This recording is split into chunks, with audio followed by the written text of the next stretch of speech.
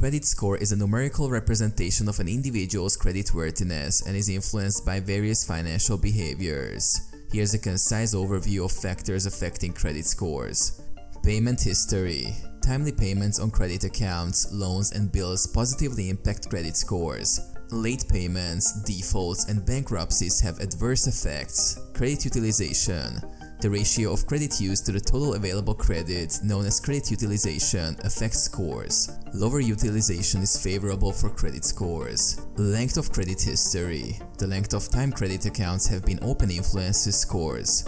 Longer credit histories generally have a positive impact.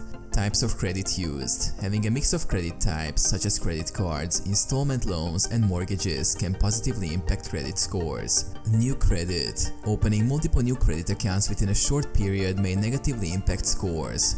Credit inquiries and new accounts can be seen as higher risk. Public records and collections. Negative public records such as bankruptcies, liens and collections have significant adverse effects on credit scores.